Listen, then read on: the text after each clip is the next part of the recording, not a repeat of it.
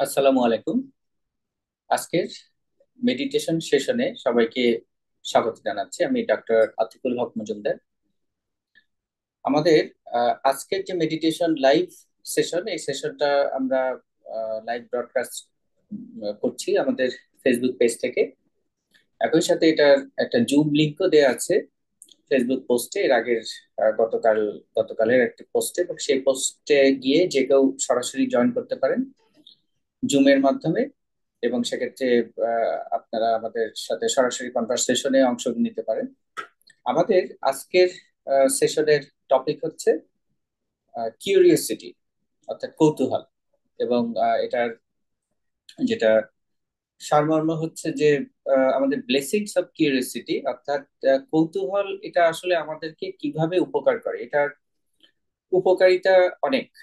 তো আমরা একটা কথা প্রচলিত আছে যে বেশি কৌতূহল ভালো না, কিন্তু আসলে এইটা অনেকটা অজ্ঞানতা প্রসূত। কারণ কৌতূহল আমাদের একটা স্বভাবত স্বভাবজাত বৈশিষ্ট্য। এই বৈশিষ্ট্যটা এমন যে এটা আমাদের ব্রেইনে এটা হার্ড ওয়ার্ড। কেন এটা হার্ড ওয়ার্ড? কারণ আমরা সার্ভাইভালের জন্য আমাদের ব্রেইন তৈরি, অন্যান্য জীব, অন্যান্য প্রাণীদের মতন। তো এই সার্ভাইভাল মেকানিজমের একটা অন্যতম টুল হচ্ছে যে ডেঞ্জার স্ক্যানিং, অর্থাৎ সামনে কোনো বিপদ আসন্ন কিনা, কোনো বিপদের সম্ভাবনা আছে কিনা, সেই জিনিসগুলি বোঝার জন্য আমাদের ব্রেন সবসময় তৎপর। এবং এই তৎপরতার কারণে কিউরিওসিটি এমন একটি নিয়ামক বা ফ্যাক্টর, যে এটার কারণে আমাদের ব্রেন অনেক সময় বিপদ অগ্রিম অনুধাবন করতে পারে এবং সেই অনুযায়ী প্রয়োজনীয় ব্যবস্থা নিতে পারে। ইংরেজিতে একটা কথা আছে যে সেটাকে এবার এরকম ভাবে বলা হয় যে কিউরিওসিটি কিলড এ ক্যাট। এটা একটা প্রবাদ বাক্য বা একটা প্রভার্ব, অনেক ওল্ড ইংলিশ একটা প্রভার্ব। এই প্রবাদ বাক্যের তৈরি হয়েছে এভাবে যে এটার অরিজিন যেটা যদি আমরা দেখি, যেটা সেটা হচ্ছে এরকম। এটা আসলে কিউরিওসিটি না, এটা ছিল কেয়ার কিলড এ ক্যাট। এটা ব্যাপারটা অনেকটা একটা কৌতুকের মতন, যে একটা ছোট ছেলে দেখা যাচ্ছে যে সে একটা বিড়ালকে নিয়ে, একজন পথচারী দেখছে সে বিড়ালটাকে নিয়ে সেই ছেলেটি গোসল করাচ্ছে, একদম সাবান দিয়ে ঘষে ঘষে গোসল করাচ্ছে। তখন সেই লোকটি ছেলেটিকে বললো যে, বাবা তুমি এই যে বিড়ালটাকে এভাবে গোসল করাচ্ছ, ওর তো কিন্তু ঠান্ডা লেগে যেতে পারে, সুতরাং তুমি এভাবে এত এভাবে ইয়ে করার দরকার নেই।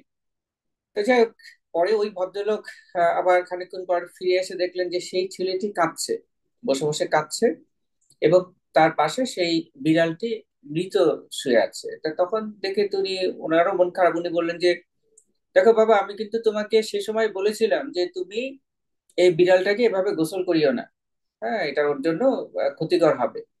তখন সেই ছেলেটি কাঁদতে কাঁদতে বলল, আসলে আঙ্কেল, গোসল করানোর জন্য কিন্তু ও মারা যায়নি। ওকে গোসল করার পর আমি যখন চিপে ওকে শুকাতে গিয়েছিলাম, পানি ঝরাতে গিয়েছিলাম, তখন ও মারা গেছে। তো যাই হোক, এটা একটা, যদিও এটা কৌতুক, কিন্তু এটা একটা আহ, মানে দুঃখজনক একটি ব্যাপার। তো এটার সারমর্মটা হচ্ছে যে অতিরিক্ত কেয়ার অনেক সময় ক্ষতির কারণ হতে পারে। যেমন একজন উনি সম্ভবত ব্রিটিশ ফিলোসফার এবং বিজ্ঞানী স্যার ফ্রান্সিস বেকন। ওনার একটা ঘটনা আছে যে উনি অত্যন্ত কৌতূহলী ছিলেন। তো ওনার এই কৌতূহলী হবার এক পর্যায়ে উনি যেটা করলেন, উনি একদিন জানতে চাইলেন যে আচ্ছা, বাইরে যে স্নো পড়ছে, তখন শীতকাল, যে এই স্নো এর ভিতরে স্নো কি কোনো একটা মুরগি, একটা চিকেন, একটা, এটাকে কি প্রিজার্ভ করে রাখতে পারে? তো ওনার এই কৌতূহল হলো, এবং এই কৌতূহলের কারণে উনি আশেপাশে খুঁজে এরকম একটা মরা মুরগি পেলেন। সরি, এবং এই মরা মুরগিটিকে নিয়ে উনি সারা রাত ওটাকে স্নো এর ভিতরে ওটাকে মানে ঢেকে রাখলেন স্নো দিয়ে। উনি এটা অবজার্ভ করার জন্য যে ওই মুরগিটা প্রিজার্ভ থাকে কিনা, অর্থাৎ ওইটা পচন মানে পচনশীলতাকে প্রতিহত করা যায় কিনা। তো আলটিমেটলি যেটা হলো যে এই ওনার কৌতূহল নিবৃত্ত করতে গিয়ে ওনার ঠান্ডা লাগলো, এবং সেই ঠান্ডা থেকে ওনার নিউমোনিয়া হলো, এবং সেই নিউমোনিয়াতেই উনি মারা গেলেন। তাহলে এই ঘটনাগুলি থেকে আমরা দেখছি যে কিউরিওসিটি বা কৌতূহলের কিছু ডাউনফল আছে, অর্থাৎ এটা কিছু একটা খারাপ দিকও আছে, যে কিউরিওসিটি। এবং আমরা এটাও জানি যে মাদকাসক্তি বা যে কোনো ধরনের অ্যাডিকশনের একটা প্রধান কারণ হচ্ছে কিউরিওসিটি। এবং এটা গবেষণাতে দেখা গেছে যে যাদের ভিতরে আসলে বুদ্ধিমত্তা অনেক বেশি, গড়পড়তা মানুষের চাইতে তারা কিন্তু অনেক বেশি কিউরিয়াস। বুদ্ধিমত্তার অপর নামই হচ্ছে কিউরিওসিটি।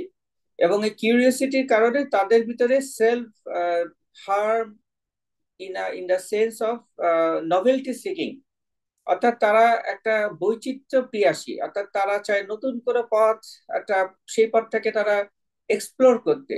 তো এই যে এক্সপ্লোর করতে গিয়ে অনেক সময় তারা বিভিন্ন বিপদ, এই যে যেমন অ্যাডিকশন, সেটা যে শুধু ড্রাগ অ্যাডিকশন তা না, সেটা গ্যাম্বলিং হতে পারে বা মোবাইল বা ইন্টারনেট ডিভাইস বা সোশ্যাল মিডিয়া অ্যাডিকশনও হতে পারে। তাহলে সোশ্যাল মিডিয়ার অ্যাডিকশনে, যেটা আমি সবসময় অন্যান্য সেশনে আলোচনা করেছি, একটা গুরুত্বপূর্ণ দিক হচ্ছে যে সেটা সোশ্যাল মিডিয়ার অ্যাডিকশনটা যখন এরকম ভাবে কাজ করে যে সে ডুম স্ক্রলিং বলে, অর্থাৎ সে হয়তো ফেসবুকে সে একটা প্রয়োজনীয় একটা ইনফরমেশন দেখছে, প্রয়োজনীয় একটা রিল দেখছে, কিন্তু ওই রিলটা দেখতে গিয়ে সে দেখা যাচ্ছে। জি, সালামালাইকুম, কেমন আছেন ভাই? ওয়ালাইকুম আসসালাম। আলহামদুলিল্লাহ ভালো আছি। আচ্ছা আপনারা সব আচ্ছা, ভালো থ্যাংক ইউ। আছেন? জি জি জি, ভালো আছি ভাই। তো আজকে আমাদের সেশনটা আমরা শুরু করেছি। অ্যাকচুয়ালি এই সেশনটা আজকে যেটা ইন্টারেস্টিং হচ্ছে যে আজকে একই সাথে আমরা ফেসবুক লাইভও করছি এবং এই জুম মিটিংও করছি। তাহলে জুমে যারা সরাসরি অংশগ্রহণ করতে চান তাহলে জুম লিংকে ক্লিক করলে এই যে এখানে আমার এক প্রিয় ভাই যশোর থেকে, উনি আমার বন্ধু মানুষ, বড় ভাই, তো উনি জয়েন করেছেন। তো আমাদের এখানেও আপনারা কেউ চাইলে সরাসরি চলে আসতে পারেন। আমাদের ব্যানারও অ্যাড্রেস দেওয়া আছে বা আমাদের ঠিকানা, psychiatric and drug addiction clinic, Humayun road, 3/6 B block. এবং এই সেশনটি সম্পূর্ণ ফ্রি। কিন্তু আমাদের একটা মানুষের একটা প্রবণতা আছে যে ফ্রি জিনিসের কোনো কদর নেই, তাই না? আমরা মনে করি যে ফ্রি, আচ্ছা ফ্রি তো, মানে আমরা দুটো জিনিস মনে করি। এক হচ্ছে যে ফ্রি জিনিসের এটার কোনো মূল্য নেই, দ্বিতীয়ত হচ্ছে যে এর ভিতরে নিশ্চয়ই কোনো দুরভিসন্ধি আছে। অর্থাৎ এই যে আমাকে ফ্রি দিচ্ছে, সেই চায়না, চীনাদের সে চা খাওয়ানোর মতন একসময় ফ্রি খাওয়ানো শুরু করলো, পরে আস্তে আস্তে দাম বাড়ানো শুরু করলো। তো এখানে এই ধরনের কোনো আশঙ্কা নেই, কারণ এটা, এই সেশনটা আসলে আমি নিজের থেকে স্বতঃপ্রণোদিত হয়ে করছি, যতদিন সম্ভব হয় করে যাব। একান্ত সম্ভব না হলে তো তখন কিছু করার নেই। তা এই সেশনে আমাদের আজকের যে টপিক, হ্যাঁ জি, সালামালাইকুম রত্না আপা। আমাদের এখানে আরেকজন অফলাইনে চলে আসছেন সরাসরি আমাদের ঠিকানায়।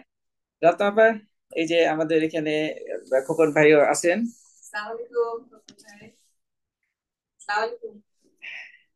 তা আমাদের এই সেশনটা আসলে অনেকটা ইন্টারেক্টিভ। হ্যাঁ, রত্না আপা, আজকে আমাদের সেশনটা কিন্তু সরাসরি ফেসবুক লাইভও হচ্ছে। হ্যাঁ, তাই এটার ফলে যেটা সুবিধা হচ্ছে যে আমাদের সরাসরি যে কেউ এখানে দেখতেও পারেন। এবং ওই লাইভেও আমি বলে দিচ্ছি যে এইটা জুম লিংক আছে, এবং যে জুম লিংকের মাধ্যমে যে কেউ চাইলে এই যে সরাসরি ইন্টারাক্টিভ সেশনেও অংশগ্রহণ করতে পারে। তো এই এই জিনিসগুলি আমার মনে হয় যারা আগ্রহী, যারা কিউরিয়াস, তারা এটা অবশ্যই টেস্ট করে দেখতে পারেন। তো এখন এই যে কিউরিসিটির ব্যাপারে আমি যেটা বলবো, সরি, ক্যামেরাটা ঘুরে গিয়েছে। হ্যাঁ,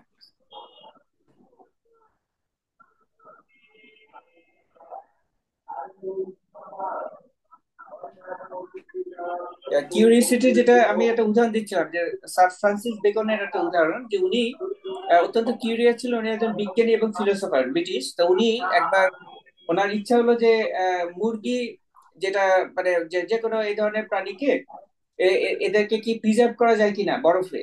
তো তখনকার দিন তো ফ্রিজ আবিষ্কৃত হয়নি। তো তখন উনি বাইরে খুঁজে একটা মরা মুরগি পেলেন, এবং উনি সেটাকে বাইরে ওনার চত্বরে স্নো, বরফ জমেছে, তো ওই বরফের ভিতরে ওটাকে চুবিয়ে রাখলেন, মানে বরফ দিয়ে ঢেকে রাখলেন। উনি দেখতে চাইলেন যে ওইটা প্রিজার্ভ করে কিনা, অর্থাৎ ওটা মানে পচনশীলতা কতটুকু রক্ষা করা, মানে প্রতিহত করা যায়। এটা সারা রাত ধরে উনি করতে গিয়ে যেটা হলো যে ওনার ঠান্ডা লেগে গেল, এবং সেই ঠান্ডা থেকে নিউমোনিয়া, এবং নিউমোনিয়া উনি মারা গেলেন। এই যে নিউমোনিয়া মারা গেলেন, এটার কারণ হচ্ছে যে আসলে ওনার কিউরিওসিটি। এখন কিউরিওসিটিকে, এই জন্য কিউরিওসিটিকে অনেক সময় এভাবে বলা হয় যে যে এটার প্রভাব আছে যে কিউরিওসিটি কিলড দ্য ক্যাট। তো এটার মূলটা হচ্ছে আসলে এরকম যে কিউরিওসিটি না, এটার মানে অরিজিনটা হচ্ছে কেয়ার কিলড এ ক্যাট। কারণ বিড়ালকে বেশি আদর করলে সে ওই আদর সহ্য করতে পারে না।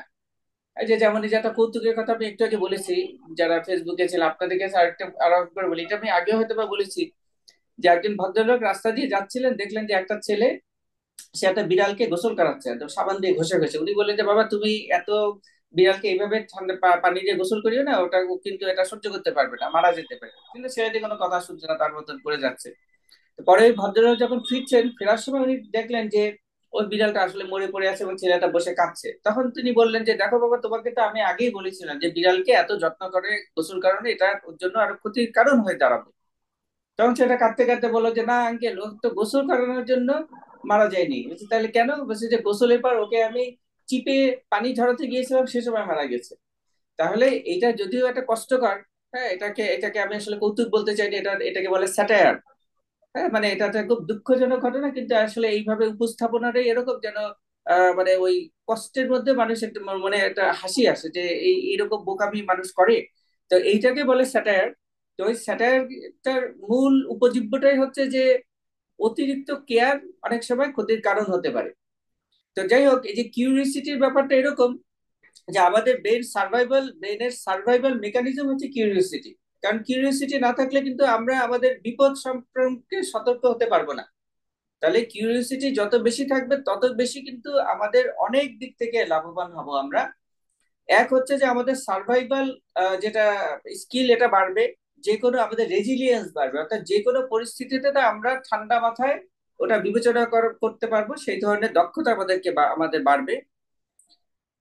এটা ছাড়াও আর যেটা হবে সেটা হচ্ছে যে, যেটা খুব গুরুত্বপূর্ণ, যে ডিমেনশিয়া, অর্থাৎ ওল্ড এজের একটা অবধারিত একটি বিষয় হচ্ছে ডিমেনশিয়া। কেন অবধারিত আমরা বলতে পারি? আমরা অনেক কিছুকে মনে করি রোগ ব্যাধি, কিন্তু আসলে এটা রোগ ব্যাধি নয়, এটা হচ্ছে একটা স্বাভাবিক প্রক্রিয়া। যেমন একজন মানুষের চোখে ছানি পড়ে, আমরা জানি বয়সের সাথে সাথে কেন পড়ে।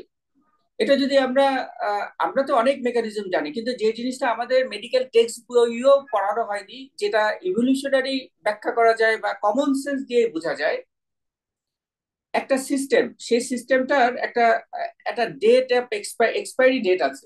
এখন এক্সপায়ারি ডেটের পরে কি হয়, একটা ওষুধের এক্সপায়ার ডেট যখন এক্সপায়ার হয়, তখন সেই এক্সপায়ারি ডেটের আগে ওষুধটাকে কিন্তু নষ্ট করে ফেলা হয়, রাইট? এটাই স্বাভাবিক নিয়ম, প্রকৃত এর বাইরে না। তাহলে একটা হিউম্যান বডি, তার নির্দিষ্ট একটা লংজিভিটি আছে, লংজিভিটির পরে তার মানে এটা এক্সপায়ার্ড হবে। এখন এক্সপায়ার্ড হলে সেটাকে ড্যামেজ করতে হবে, সেই ড্যামেজ করতে হলে কি করতে হবে? তাহলে এটাকে, এই যে চোখ গুরুত্বপূর্ণ একটি অংশ, চোখের যে অংশে ছানি পড়ে, লেন্স যেখানে আসে, সেই লেন্সটা তাহলে কি, ওই প্রাণীটাকে যদি, ওটাকে যদি ডিস্ট্রাক্ট করতে হয়, তাহলে কি করতে হবে? এমন মেকানিজম করতে হবে যাতে করে ও খুব দ্রুত স্বাভাবিকভাবে মারা যায়। যেমন মানুষ যদি অ্যাসিস্টেন্ট অ্যাসিস্ট্যান্স যদি মানুষের না থাকতো, তাহলে চোখে যখন ছানি পড়বে, সেই ছানি পড়লে কি হবে? সে দেখতে পাবে না। দেখতে না পারলে সে খাবার সংগ্রহ করতে পারবে না, দ্বিতীয়ত হচ্ছে তার শত্রুকে সে চিনতে পারবে না, প্রিডেটরকে চিনতে পারবে না। তখন সে তাকে সহজে, হ্যাঁ, সে সার্ভাইভ করতে পারবে না, আলটিমেটলি তাকে মেরে, মানে অন্যরা খেয়ে ফেলতে পারবে, অন্য প্রাণীরা, অথবা সে খাবার সংগ্রহ করতে না পারে মারা যাবে। তাহলে এই যে বেসিক মেকানিজম, কিন্তু আসলে দেখা যাচ্ছে যে আমরা চিকিৎসার মাধ্যমে এটাকে রিভার্স করার চেষ্টা করছি, কিন্তু আমরা এটাকে আরো ভালোভাবে সুন্দরভাবে করতে পারি যদি আমরা কিছু প্রিভেন্টিভ মেজার্স নেই। সেই প্রিভেন্টিভ মেজার্স এর একটা হচ্ছে আমাদের খাবারের ব্যাপারে কিছু, এক মিনিট, জি, স্যার। আচ্ছা আচ্ছা, আপনি তাহলে যে দোতলায় দোতলায় যান, আগে আমার মনে আপনি ম্যাডামের সাথে কথা বলে আগে মনে হয় 3 তলার এসিটা ঠিক করলে ভালো হয়, হ্যাঁ। আচ্ছা জি। তাহলে এই যে সার্ভাইভাল মেকানিজম, যেটা একটা হচ্ছে, আমরা যদি খাবারের ব্যাপারে যদি সতর্ক থাকি, তাহলে যেই সমস্ত খাবার ইনফ্লামেশন তৈরি করে, যে সালামালাইকুম, যে সমস্ত খাবার ইনফ্লামেশন তৈরি করে, এই ধরনের খাবার যদি আমরা কম খাই, অল টাইপস অফ কার্বোহাইড্রেটস, এবং অবশ্যই মানে কার্বোহাইড্রেটস এর মধ্যে ভেজিটেবলস বা যেটা ইয়ে বেসড, প্ল্যান্ট বেসড, সেগুলিও কিন্তু শরীরের জন্য অনেক রকম ক্ষতি করে, সেগুলি ডিটেলস আমরা আজকে যাব না। এবং সেকেন্ড হচ্ছে আমাদের কিউরিওসিটি যদি আমরা বজায় রাখতে পারি, এবং যেগুলো অনেক রিসার্চও দেখা গেছে যে যাদের ভিতরে কিউরিওসিটি বেশি, কৌতূহল বেশি, তাদের কখনো ডিমেনশিয়া হবে না, হতে পারে না। এমনকি যদি তাদের এরকমও হয় যে তাদের কোনো কারণে তাদের ব্রেনের ভিতরে ডিমেন্টিক চেঞ্জ হয়েছে, অর্থাৎ ডিমেনশিয়া হলে ব্রেনে যে ধরনের চেঞ্জ হয়, আমরা অনেকে জানি যে আহ, মানে যেটা যে ব্রেনের কোষ শুকিয়ে যায়, হ্যাঁ, বা সেরিব্রাল অ্যাট্রোপি হয়, তাহলে এই ধরনের যদি শুকিয়েও যায় তাহলেও কিন্তু ওই মানুষটা সার্ভাইভ করতে পারে যদি তার ভিতরে কৌতূহল থাকে। এখন এইখানে একটা ডিবেট আছে, সেই ডিবেটটা হচ্ছে যে কৌতূহলটা কি বাড়ানো যায় বা কমানো যায়, নাকি এটা একটা মানে এটা গিফট, একটা গিফটের মতন বা একটা ট্রেডের মতন। এক্ষেত্রে আমি যেটা বলবো যে এটা একটা ট্রেড, এটা আসলে বাড়ানো যায় না, কমানো যায় না। তাহলে প্রশ্ন আসবে যে তাহলে তাহলে আর মানুষের চেষ্টা করার লাভ কি? তাহলে তো কোনো চেষ্টা করেই কোনো লাভ নেই। লাভ আছে, কেন লাভ আছে? কারণ প্রত্যেকের আমাদের ব্রেইনের ভিতরে অনেক রকম অনেক সম্ভাবনা আছে। আমাদের জিন কিন্তু সবকিছু না, কোনো কোনো জায়গায় এটাকে যদি ক্লিক করানো যায়, কোনো কোনো জায়গাকে যদি উদ্দীপ্ত করা যায়, এটা একটা প্রভাবকের মতন কাজ করে। অর্থাৎ কোনো একজন ব্যক্তি সে হয়তো কোনো ব্যাপারে আগ্রহী না, কিন্তু কোনো একটা জিনিস হঠাৎ করে তার ভিতরে একটা এমন জায়গায় তার একটা সংবেদনশীল জায়গাকে স্পর্শ করলো, যার ফলে তার ভিতরে অভাবনীয় পরিবর্তন চলে আসতে পারে। সুতরাং আমাদের চেষ্টা করতে কোনো বাধা নেই। আমরা যদি পরিপূর্ণ হতাশার ভিতরে যাই তাহলে আসলে সেটা কোনো প্রপার ওয়ে না। কারণ মানুষের ব্রেন এমন ভাবে তৈরি যে হোপ ছাড়া মানুষ বাঁচতে পারে না। সুতরাং আমরা যদিও বা জানি যে আসলে অনেক কিছু পূর্ব নির্ধারিত হয়ে থাকে, প্রি ডিটারমাইন্ড, আমাদের অনেক কিছুকে আমরা পরিবর্তন করতে পারবো না, কিন্তু তারপরেও আমরা যদি সচেতন ভাবে চেষ্টা করি তাহলে অনেক কিছুকেই পরিবর্তন করা হয়তো বা সম্ভব। আমরা এটা জাস্ট একটা মানে উইশফুল থিঙ্কিং হলেও সেটাও উপকার করে, এটাও একটা প্লাসিবো ইফেক্ট আছে।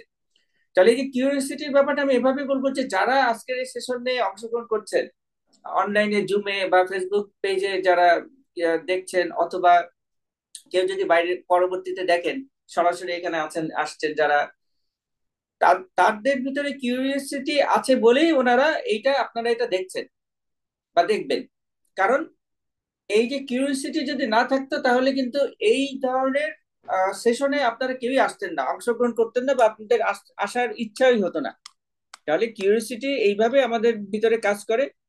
তো আমরা আমাদের মেডিটেশন সেশনে চলে যাব। সেই মেডিটেশন সেশনটা কিভাবে আমরা করব সেটার আমি একটা কিছুটা ডেমনস্ট্রেশন দেই। কারণ এই ভিডিওটা হয়তো অনেকে পরবর্তীতে যারা দেখছেন তারা তো হয়তো নতুন যে কিভাবে আমরা মেডিটেশনে বেদিক এক্সারসাইজ শুরু করব। তা আমরা প্রথমে আমরা যে কোনো ভাবে বসতে পারি, শুয়ে থাকতে পারি, যে যে যেভাবেই থাকি না কেন সেভাবেই মেডিটেশনটা শুরু করতে পারি। এবং এটার জন্য প্রথমত যেটা আমাদের দরকার, প্রি রিকুইজিট কি হতে পারে। প্রি রিকুইজিট প্রাথমিক অবস্থায় যারা মেডিটেশন করছেন তাদের জন্য বলবো যে তারা যতটুকু সম্ভব নিরিবিলি নয়েজ ফ্রি জায়গায় মেডিটেশন শুরু করলে ভালো হয় প্রাথমিকভাবে। কিন্তু পরবর্তীতে যখন কেউ অ্যাডভান্স লেভেলে প্রবেশ করে তখন কিন্তু আমি আমার অন্যান্য সেশনে আমি বলেছি, সেই সেশনগুলি হয়তো এর আগে ফেসবুক লাইভ হয়নি, যে তখন কিন্তু আসলে আমরা এগুলি কোনো কিছুই বদার করি না, আমাদের ফোন বাজতে থাকে। এবং এরকম ভাবেও আমি মেডিটেশন সেশন কন্ডাক্ট করেছি এখানে অনেকের সাথেই, যে আমাদের ফোন বাজছে সেটাতে কোনো সমস্যা হচ্ছে না, আমরা ফোনে কথাও বলছি তাহলেও আমাদের মেডিটেশন ভঙ্গ হচ্ছে না। কারণ যখন আমরা কোনো কাজের ভিতরে ডুবে থাকি ওটাই হচ্ছে মেডিটেশন, মাইন্ডফুলনেস। তাহলে মাইন্ডফুলনেস আমার হয়তো সেশনের ভিতরে একটা ফোন আসলো এখন, আচ্ছা জরুরি একটা ফোন, আমাকে ইনস্ট্রাকশন দিতে হচ্ছে, আমার একটু আগে যেমন আমার ফ্রিজের মেকানিক আসছে আমি তাকে ইনস্ট্রাকশন দিলাম, তাহলে এটা প্রয়োজনীয় গুরুত্বপূর্ণ একটি কাজ, তো এই কাজটা আমাকে করতে হয়েছে, আমি করেছি। এখন করার সময় যদি আমার ভিতরে দ্বিধাদ্বন্দ্ব থাকে, ইস, আমার মেডিটেশনের সেশনের মধ্যে এই ফোনটা অ্যাটেন্ড করতে হলো, এটাতে আমার ডিস্টারবেন্স হচ্ছে, তাহলে কিন্তু আমার ভিতরে যখন দ্বিধাদ্বন্দ্ব থাকবে, কনফিউশন থাকবে, তখনই কিন্তু আমার ব্রেইনের যে ব্রেইনের যেটা লেভেল, অর্থাৎ ব্রেইন ওয়েভ যেটা, সেই ব্রেইন ওয়েভ কিন্তু ওটার ফ্রিকোয়েন্সি বেড়ে যাবে, আমার ভিতরে অস্থিরতা তৈরি হবে। কিন্তু যখন আমি এটাকে স্বাভাবিক নেবো, আচ্ছা ফোন আসছে, ফোনটা তো এটা ধরাটাই স্বাভাবিক, আমি আর আগ পাত চিন্তা করবো না, ফোনটা ধরবো কি ধরবো না, আমি যখন চিন্তা না করে হ্যাঁ ফোন আসছে ফোন ধরবো, ধরলাম, কথা বললাম, শেষ, আবার রেখে দিলাম, উইদাউট এনি রিমোর্স। নিজের ভিতরে কোনো গিল্ট ফিল হচ্ছে না, আয় হ্যাঁ কেন ফোনটা ধরলাম, অন্যরা কি মনে করলো যে আমি সেশনের মধ্যে ফোনে কথা বলছি। বা অন্য কেউ যারা আছেন এখানে যারা পার্টিসিপেন্ট তাদেরকে আমি সবসময় বলে রাখি যে আপনাদের ফোন বাজলে বাজবে, অসুবিধা কি, আপনারা ফোন ধরে কথাও বলবেন, কোনো সমস্যা নেই, এটাতে অন্যদেরও ডিস্টার্ব হবে না। এভাবে আমরা মাইন্ডসেট করে দিলে আমাদের রেজিলিয়েন্স অনেক বাড়বে। কারণ আমরা সবসময় অভ্যস্ত যে সবকিছু একেবারে কন্ট্রোল সিচুয়েশনে থাকবে, অর্থাৎ লাইফে কোনো হ্যাজার্ড আসবে না। কিন্তু এটা তো আসলে আমাদের ব্রেইনের একটা এক ধরনের ইলিউশনও বলবো না, এটা একটা সার্ভাইভাল মেকানিজম। কারণ আমরা যদি বিপদ সম্পর্কে অবহিত হই, বিপদের সম্ভাবনা সম্পর্কে, তাহলে কিন্তু আমরা স্ট্রেস থাকবো। স্ট্রেস থাকলে আমাদের তখন সার্ভাইভাল যেটা পটেনশিয়াল বাড়বে বটে, কিন্তু আমাদের আবার তখন বংশবৃদ্ধিটা ব্যাহত হবে। কারণ ওই যে রিল্যাক্সেশন ছাড়া কিন্তু আমরা ওই যে বংশবৃদ্ধির প্রক্রিয়ায় অংশ নিতে পারবো না। এই কারণে প্রকৃতি এমন ভাবে আমাদের ব্রেনকে তৈরি করেছে যে আমরা রিস্ক আমরা কম দেখব, রিস্ক আমাদের চোখে কম আসবে, আমাদের চোখে সবসময় পজিটিভ জিনিসটাই আসবে, যাতে করে আমরা রিল্যাক্স থাকতে পারি। না, জীবনটা তো ভালোই, সুখে স্বাচ্ছন্দ্যে সংসার করা যায়, বাচ্চা আর কি বড় করা যায়। হ্যাঁ, মানে বাচ্চা বড় করার জন্য, সন্তানের জন্য আমাদের সার্ভাইভাল মেকানিজমটা এইভাবে তৈরি। এবং রিসার্চে কিউরিসিটিটাকে আমরা কিভাবে বাড়াতে পারি সেটাও আমরা মেডিটেশনের মধ্যে আলোচনা করব। তাহলে আমি ব্রিদিং এক্সারসাইজ দিয়ে মেডিটেশন শুরু করব। ব্রিদিং এক্সারসাইজ এরকম, নাক দিয়ে আমরা ধীরে ধীরে শ্বাস নেব, মনে মনে 1 থেকে 4 গুনতে গুনতে। আমি এভাবে দেখাচ্ছি আঙুল গুনে গুনে, কিন্তু এটা আমরা মনে মনে করব। মনে মনে 1, 2, 3, 4 এভাবে গুনতে গুনতে আমরা শ্বাস নিব। এরপরে আবার আপনার মনে মনে 3, 4 চার গুনতে গুনতে শ্বাসটা ধরে রাখবো, বুকের ভিতরে নিঃশ্বাসটা ফুসফুসে ধরে রাখবো। এরপরে আবার আমরা মনে মনে 1 থেকে 6 গুনতে গুনতে নাক দিয়ে ধীরে ধীরে শ্বাস ফেলতে থাকবো।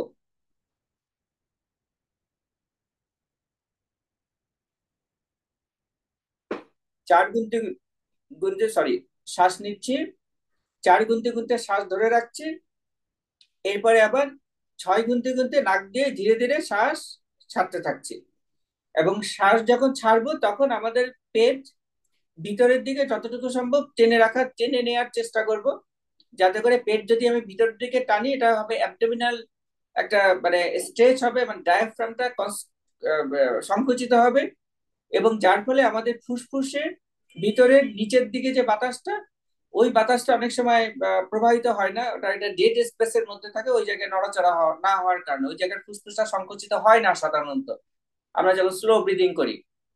তো যখন আমরা পেটটা নিঃশ্বাস ফেলার সময় পেটটা ভিতরের দিকে টেনে নিব, তখন ফুসফুসের নিচের অংশ থেকে সেই রেসিডুয়াল ভলিউম, ওই বাতাসটা কোনায় যেটা জমে আছে, ওই বাতাসটাও বের হয়ে আসবে।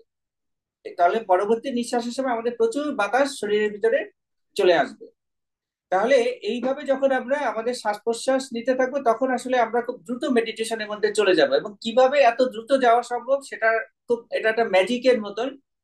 এবং এখানে যারা এই মেডিটেশন করেছেন সবাই এটা এই আহ, অভিজ্ঞতা অর্জন করেছেন, তাই না? যে মেডিটেশনটা খুব মানে ইফেক্টিভলি তারা সবাই খুব রিল্যাক্স ফিল করে মেডিটেশনের পরে, যতক্ষণই হোক না করে। আমাদের অ্যাক্টিভ মেডিটেশন সেশন কিন্তু খুব বেশি লম্বা না, এটা 5 থেকে 10 মিনিট। কিন্তু তারপরেও কিন্তু সবাই অনেক চেয়ারফুল এবং অনেক রিল্যাক্স এবং অনেক সতেজ অনুভব করেন।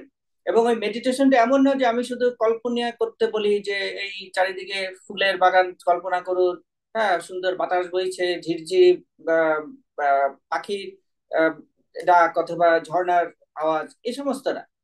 আমি যেগুলি আজকের টপিক, সেই টপিকগুলি নিয়ে আলোচনা করি। কেন এটা ইফেক্টিভ হয়? কারণ এই যে আলোচনা, এগুলি আমাদের ব্রেইন নিয়ে নেয়, পিক আপ করে, এবং সে সেটাকে তার প্রিভিয়াস ইনফরমেশনের সাথে ইন্টিগ্রেট করে। তাহলে এই যে নতুন নতুন ইনফরমেশন গুলি ব্রেন যাচ্ছে, এবং সে কিন্তু আমাদের সচেতনতার অগোচরেই, আমাদের জানার বাইরেই সে সেটাকে দিয়ে তার ভিতরে ক্রিয়েটিভ একটা সিমুলেশন তৈরি করে, একটা মিক্স আপ তৈরি করে, যার ফলে সে ক্রিয়েটিভ একটা মেকানিজম তৈরি করে, যার ফলে সে মানে আমি সেশনে আছি, ফ্রিজের লোক আসছে, আমি জানি, তাকে আমি বলে দিয়েছি আগে 3 তলায় এসিটা শুরু করুক, কারণ যেহেতু পরবর্তীতে ওই যে পেস্ট থেকে লোক আসবে, রাইট? আগে 3 তলায় এসি, তারপরে হচ্ছে ফ্রিজ, তারপরে দোতলা এসি। অথবা তুমি, আচ্ছা ঠিক আছে, তাহলে তুমি তোমার মতো ব্যবস্থা না, আমি এখন সেশনে আছি, হ্যাঁ, এটা ফেসবুক লাইভ সেশন এবং জুম মিটিং সেশন, সরি। তাহলে এই যে আমি এখন কথা বললাম, এই কথাটা কিন্তু আমি স্পন্টিনিয়াসলি বলছি, এটা কিন্তু কোনো বিরক্তি না, আমার ভিতর থেকে আসছে এভাবে। তাহলে এটা I have been in meditation. এই অবস্থার মধ্যেও মেডিটেশনটা হচ্ছে এরকম যে আমি যখন যেটা করব seriously, with dedication, with full attention, আমি যতক্ষণ কথা বলেছি ফুল অ্যাটেনশন নিয়ে কথা বলেছি, ব্রেনে আমার দ্রুত কাজ করছিল, দ্রুত ডিসিশন নিতে হচ্ছিল, দ্রুত ডিসিশন নিয়ে সেটাকে এক্সিকিউট করেছি, তাহলে আই ওয়াজ ইন মেডিটেশন। আমাদের প্রাত্যহিক জীবনেও তাই, আমরা যেটাই করি না কেন, আমি যদি আলসেমি করি সেটাকেও যদি আমি ডেডিকেটেড ভাবে, না আমি আলসেমিই করছি, আমার কিছু ভালো লাগছে না, মানে শুয়ে বসে এই যে দিবাস্বপ্ন দেখছি, ব্রেনের জন্য ওটা দরকার বলেই আমি এটা করছি, এইভাবে আমি অ্যাকসেপ্ট করে দিব, ওটা মেডিটেশন, ওটাই মাইন্ডফুলনেস। সরি। তাহলে আমরা ব্রিদিং এক্সারসাইজ 1 থেকে 4 গুনতে গুনতে শ্বাস নিব, শ্বাসটা ধরে রাখবো 1 থেকে 4 গুনতে গুনতে, তারপরে 1 থেকে 6 গুনতে গুনতে শ্বাসটা ছাড়তে থাকবো। 1 থেকে 4 গুনতে গুনতে শ্বাস নেই, চোখ বন্ধ করে। 1 থেকে 4 গুনতে গুনতে শ্বাসটা ধরে রাখি। এবার 1 থেকে 6 গুনতে গুনতে ধীরে ধীরে শ্বাস ছাড়তে থাকি। 1 থেকে 4 গুনতে গুনতে শ্বাস নেই। 1 থেকে 4 গুনতে গুনতে শ্বাসটা ধরে রাখি। এবার 1 থেকে 6 গুনতে গুনতে ধীরে ধীরে শ্বাস ছাড়তে থাকি।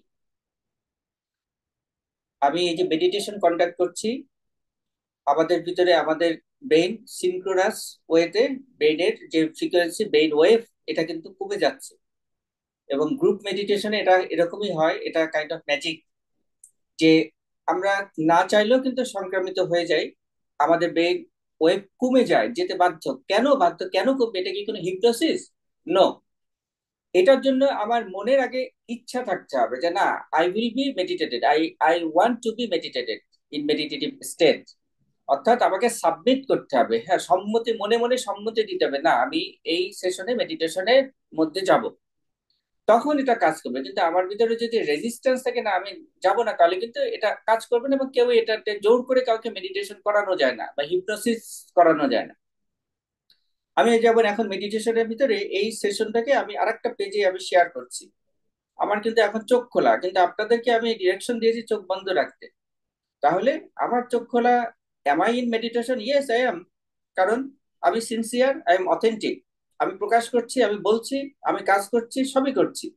তাহলে এই যে আমি করছি, আমার ব্রেইন ওয়েভ কিন্তু এখন স্বাভাবিক পর্যায়ে কাজ করছে।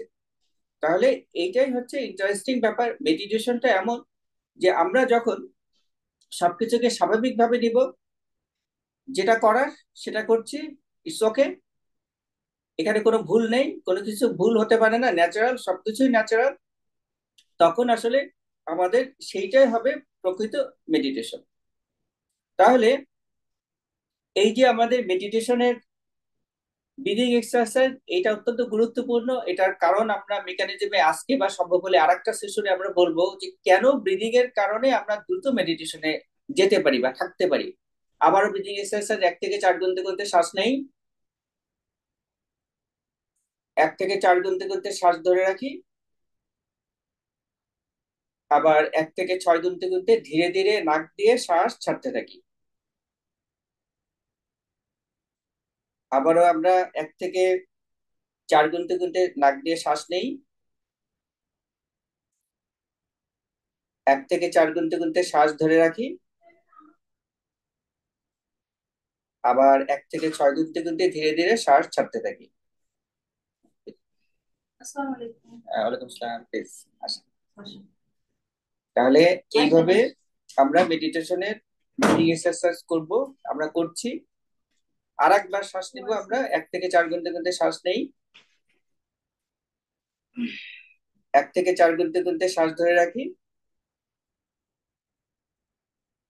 আবার 1 থেকে 6 গুনতে গুনতে ধীরে ধীরে শ্বাস ছাড়তে থাকি। আমাদের এখানে আরো দুজন অতিথি আসছেন, ওনারাও রেগুলার, প্রায় নিয়মিত এখানে আসেন। তো আমরা এই জন্য ব্রিদিং এক্সারসাইজটা আমরা আরেকবার কন্টিনিউ করব, কারণ ওনারা একদম নতুন এই মুহূর্তে এসছেন হঠাৎ করে, কিন্তু ওনারা আগেই করেছেন, ওনারা জানেন প্রক্রিয়াটা। তো আমরা আরেকবার ব্রিদিং এক্সারসাইজ করি, 1 থেকে 4 গুনতে গুনতে শ্বাস নেই ধীরে ধীরে, 1 থেকে 4 গুনতে গুনতে শ্বাস ধরে রাখি, এবার 1 থেকে 6 গুনতে গুনতে ধীরে ধীরে শ্বাস ছাড়তে থাকি।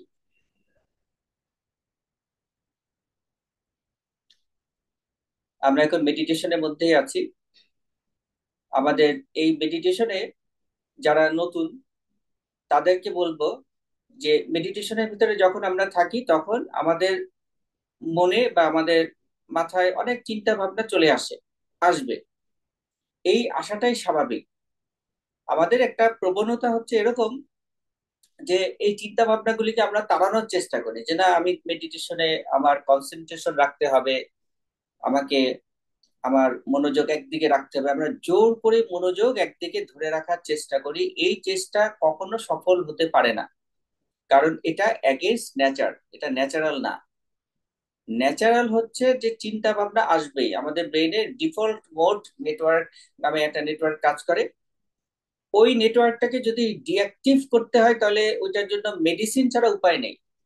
যেটাকে বলা হয় সাইকোট্রপিক বা কিছু হ্যালুসিনার্জিক হ্যালুসিনার্জিক কিছু মেডিসিন আছে, যেমন ম্যাজিক মাশরুম নাম শুনেছেন আপনারা, কিছু ড্রাগস আছে, হ্যাঁ, পার্টি ড্রাগস বা এলএসডি, এই ধরনের মেডিকেশন দিয়ে যখন এই ডিফল্ট মোড নেটওয়ার্কের অ্যাক্টিভিটি কোনো সাময়িকভাবে বন্ধ রাখা হয়, তখন ওই ব্যক্তির ভিতরে যে ফিলিং অফ সেলফ এবং অটোবায়োগ্রাফিক্যাল মেমোরি এইগুলি সাধারণত কাজ করে না, এবং এই কারণে ওই ড্রাগসের ইফেক্টটা হয়। সে তার নিজের সেলফ তখন তার শরীরের বাইরেও সে তার ব্রেইনে অনুভূত হয়।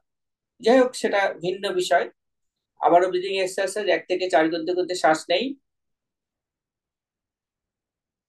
1 থেকে 4 গুনতে গুনতে শ্বাস ধরে রাখি, আবার 1 থেকে 6 গুনতে গুনতে শ্বাস নাক দিয়ে ধীরে ধীরে ছাড়তে থাকি, এবং নিঃশ্বাস যখন ছাড়বো তখন পেটটা ভিতরের দিকে যতটুকু সম্ভব নিচে টেনে নেব। শ্বাস নেই 1 থেকে 4 গুনতে গুনতে, শ্বাস ধরে রাখি, এবার শ্বাস ছাড়তে থাকি।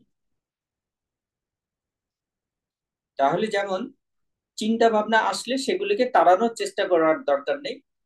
চিন্তা ভাবনা আসবে, ওকে, আসছে আসুক। আমি যখন ওটাকে অ্যাকসেপ্ট করব, ওয়েলকাম করব, এন্টারটেইন করব, অর্থাৎ আমার বাসায় যদি মেহমান আসে, সেই মেহমান আসলে আমি যেরকম তাদেরকে আদর আপ্যায়ন করব আমার সাধ্য মতন, ঠিক সেরকম মেডিটেশনের ভিতরেও আমাদের যখন চিন্তা ভাবনা আসবে সেটাকেও আমরা ভালোবাসার সাথে গ্রহণ করব, অপছন্দের সাথে না। ইস, কেন চিন্তা আসলো, নো, সেটা যে চিন্তাই হোক, অবান্তর অপ্রয়োজনীয় চিন্তা হোক, কোনো পজিটিভ চিন্তা হোক, নিউট্রাল হোক, অথবা নেগেটিভ চিন্তা হোক, যেটাই হোক না কেন সেটাকে আমি ওয়েলকাম করব। যখনই ওয়েলকাম করব তখন কিন্তু তারা একেবারে আমার মানে অবনত আমার আহ, অধস্তন হয়ে যাবে, তারা আমার পোষা প্রাণীর মতন হয়ে যাবে। তারা কিন্তু তখন আর আমাকে বদার করবে না, তারা আসছে যাচ্ছে, আসবে যাবে, তাদের মতন আসবে যাবে, খেলা করবে থাকবে, কেউই স্থায়ীভাবে থাকবে না। কিন্তু আমার মেডিটেশন বিঘ্নিত হবে না, কারণ আমি রিয়াক্ট করছি না। এই যেমন এই মাত্র আমাদের এখানে একজন আপা, উনি একটু কেসে উঠলেন। এখন আহ, যিনি কেসে উঠলেন ওনার ভিতরে যদি এরকম মনে হয় যে আয় হায়, আমি এই সেশনের ভিতরে এইভাবে আমার কাশি চলে আসলো, ইস, আমি আমার মেডিটেশনটা ভঙ্গ হয়ে গেল, অথবা অন্য মানুষের বুঝি ডিস্টার্ব হলো, এই যে অন্যদের বুঝি ডিস্টার্ব হলো, এই চিন্তাটাই কিন্তু মেডিটেশনটাকে আরো ব্যাহত করবে। কিন্তু আমার কাশি আসছে, এটা ন্যাচারাল প্রসেস, ইটস ওকে, আমি কাশবো। এই জন্য আমি আমার সেশনে অনেক সময় বলেই রাখি আগে। আমার গতকালের সেশনটা ইউটিউবে আছে, এটা যদি কেউ দেখলে বুঝবেন যে ও সময় প্রথমে একজন আহ আপা বেশ জোরে কাশছিলেন, তখন আমি সাথে সাথে বলেছি যে আপনি আপনাকে আমরা আগেই পারমিশন দিয়ে রাখছি, আপনাকে সরি বলতে হবে না যে কাশির জন্য সরি আমি কেসে ফেলেছি। তো আবারও ব্রিদিং এক্সারসাইজ, 1 থেকে 4 গুনতে গুনতে শ্বাস নেই, 1 থেকে 4 গুনতে গুনতে শ্বাস ধরে রাখি, 1 থেকে 6 গুনতে গুনতে শ্বাস ছাড়তে থাকি। কিউরিওসিটি কিভাবে আমাদের ব্রেনকে উপকার করে সেটা আমরা সেশনের আগে কিছুটা আলাপ করেছি। এখন আমি আরেকটা রিসার্চ মেডিটেশনের মধ্যেই বলবো, সবার চোখ বন্ধ আছে, যে কিভাবে বিজ্ঞানীরা দেখেছেন যে কোন ধরনের ক্ষেত্রে কিউরিওসিটি সবচেয়ে বেশি ভালোভাবে কাজ করতে পারে। অর্থাৎ তারা এটা ইঁদুরদের উপরে গবেষণা করে দেখেছেন যে যদি এরকম হয় যে একটা ইঁদুর তাকে সবসময় সে একটা বাটন টিপলে সে একটা রিওয়ার্ড পাচ্ছে।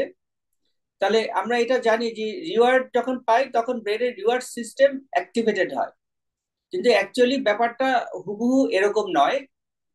এটা যে কোনো রিওয়ার্ড, সেটা আমাদের খাবার থেকে শুরু করে,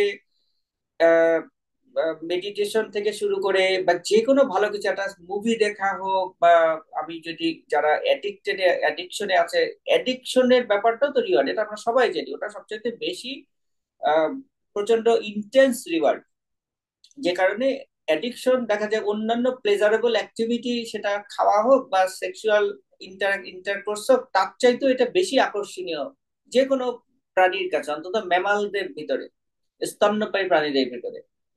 তো তাহলে এই যে এই কিউরিওসিটিতে যে গবেষণা করা হয়েছে তাতে দেখা গেছে যে যদি এরকম করা হয় যে তারা একটা সুইচ টিপলে রিওয়ার্ড পাবে, তাহলে কিন্তু ওই আস্তে আস্তে সেই ইফেক্টটা কমে যায়।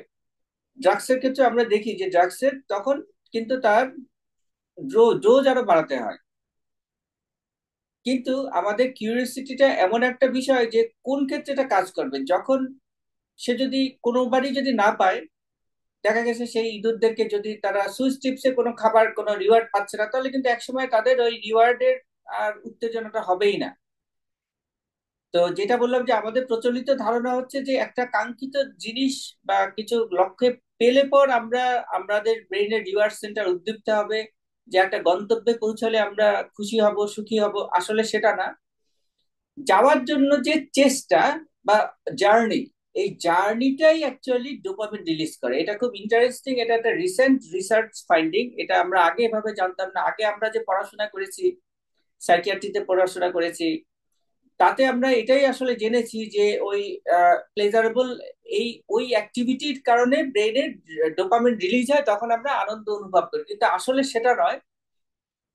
ওই যে যখন থিঙ্ক করি, আমি চিন্তা করি যে আমি এইটা পাবো, আমি এইটা পেতে যাচ্ছি, হ্যাঁ, এই চিন্তাটাই আমার ভিতরে ডোপামিন রিলিজ করে। অর্থাৎ ওইটাই আমার ভিতরে, ওই যে একটা অ্যাডিকশন হোক বা একটা ক্রেভিং হোক বা একটা অবসেশন হোক, ওইটাই হচ্ছে আনন্দে। আবারও ব্রিদিং এক্সারসাইজ, 1 থেকে 4 করতে করতে শ্বাস নেই। 1 থেকে 4 করতে করতে শ্বাস ধরে রাখি। 1 থেকে 6 গুনতে গুনতে শ্বাস নাক দিয়ে ধীরে ধীরে ছাড়তে থাকি। আবারও ব্রিদিং এক্সারসাইজ, 1 থেকে 4 গুনতে গুনতে শ্বাস নেই। 1 থেকে 4 গুনতে গুনতে শ্বাস ধরে রাখি। এবার 1 থেকে 6 গুনতে গুনতে ধীরে ধীরে শ্বাস ছাড়তে থাকি।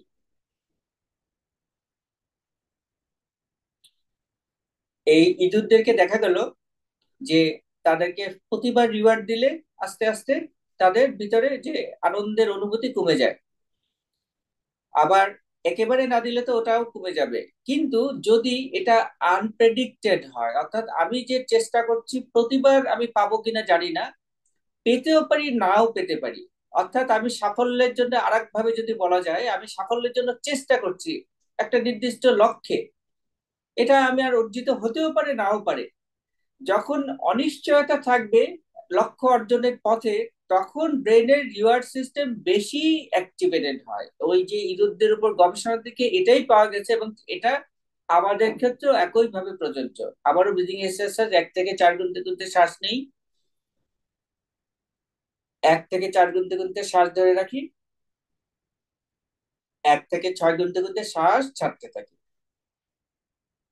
তাহলে কিউরিওসিটির সাথে এটা সম্পর্ক কিরকম?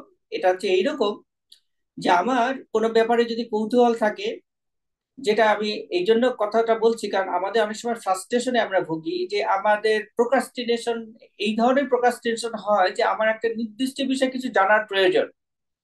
দেখা যায় যে আমি ওই জিনিসটা খুঁজতে গিয়েছি ইন্টারনেটে, ওটার সাথে সাথে ওটা হয়তো বা কিছুটা খুঁজতে শুরু করেছি বা একটু একটা দু একটা পেয়েছি, এর ভিতরে আবার মনোযোগ অন্যদিকে চলে গেল, অন্যদিকে গিয়ে অন্য কিছু খোঁজা শুরু করে দিল। আবার যেটা আমি পাচ্ছি, যেটা খুঁজছি হুবহু সেটা তো পাচ্ছি না। তখন আমাদের ফ্রাস্ট্রেশন চলে আসে। এক হচ্ছে যে আমি ঠিক মতো পাচ্ছি না, খুঁজে পাচ্ছি না, লক্ষ্যটা কিভাবে যাব আমি সেটা বুঝতে পারছি না। এবং দ্বিতীয়ত হচ্ছে আমি ডিস্ট্রাক্টেড হয়ে যাচ্ছি, আমার অন্য কিছু আমার মনোযোগ আকর্ষণ করছে। তাহলে দুটো জিনিসই কিন্তু আসলে আমাদের জন্য পজিটিভ, আমরা জানি না বলেই এটা নিয়ে আমরা ফ্রাস্ট্রেটেড হই, স্ট্রেসড হই, এবং যার ফলে আমাদের লক্ষ্য থেকে আমরা আরো বিচ্যুত হতে থাকি। ব্রিদিং এক্সারসাইজ, 1 থেকে 4 গুনতে গুনতে শ্বাস নেই, 1 থেকে 4 গুনতে গুনতে শ্বাস ধরে রাখি, আবার 1 থেকে 6 গুনতে গুনতে ধীরে ধীরে শ্বাস ছাড়তে থাকি।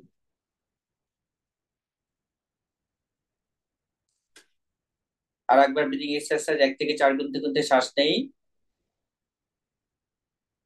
1 থেকে 4 গুনতে গুনতে শ্বাস ধরে রাখি, এবার 1 থেকে 6 গুনতে গুনতে ধীরে ধীরে নাক দিয়ে শ্বাস ছাড়তে থাকি।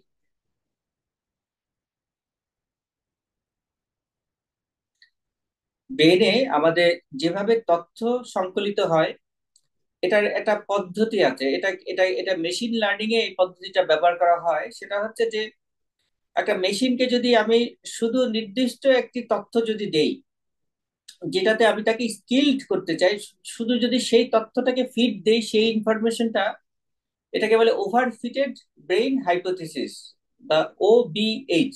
এটার কথা আমি এর আগেও বিভিন্ন সেশনে আলাপ করেছি।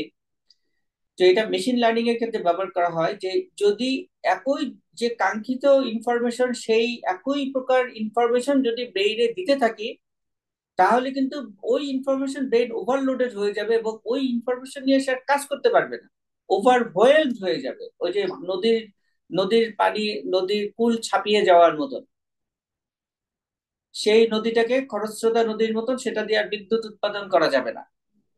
তাহলে এই জন্য বিজ্ঞানীরা যেটা দেখেছেন যে আসলে যদি কম্পিউটার মেশিন লার্নিং এর সময় তাকে যদি অন্যান্য অনেক ইনফরমেশন দেওয়া হয় যেটা কিনা অবান্তর, অপ্রয়োজনীয়, কিন্তু জাস্ট র্যান্ডম, তাকে আমি একটা মেশিনকে শেখাতে চাচ্ছি হয়তো আল্ট্রাসাউন্ড কিভাবে দেখতে হবে, তাকে আমি অন্যান্য ইনফরমেশন ফিড করলাম, সাথে তাকে এক্স রে কিছু দিলাম, এইভাবে যখন ট্রিভিয়াল এবং মিস ডিস্ট্রাক্টিং ইনফরমেশনও যখন সাথে ফিড করা হয়, তখন তার লার্নিং ক্যাপাসিটি অনেক বেড়ে যায়। আমাদের ক্ষেত্রেও ঠিক তাই হয়। এই জন্য আমরা এখন বুঝি যে কেন যে শুধুমাত্র যদি পড়াশোনায় 24 ঘন্টা ডুবে থাকলে কখনো রেজাল্ট ভালো হয় না। কিন্তু এটা সকল ক্ষেত্রে এটা দেখা গেছে, এটা পরীক্ষিত, প্রমাণিত। যাদের ভিতরে ডাইভার্সিটি আছে এবং যারা নোবেল বিজয়ী হয়েছেন, তাদের কর্মক্ষেত্র, তাদের কাজের ধারা গবেষণা করেও দেখা গেছে যে তাদের ভিতরে ডাইভার্স ইন্টারেস্ট ছিল। আমরা জানি আইনস্টাইন বেহালা বাজাতেন, এরকম যারা নোবেল প্রাইজ পেয়েছেন তারা প্রত্যেকেই দেখা যাচ্ছে কোনো না কোনো অন্যান্য বিষয়ে তাদের দক্ষতা, প্যাশন, এবং সেই দিকে তারা ঝুঁকেছে।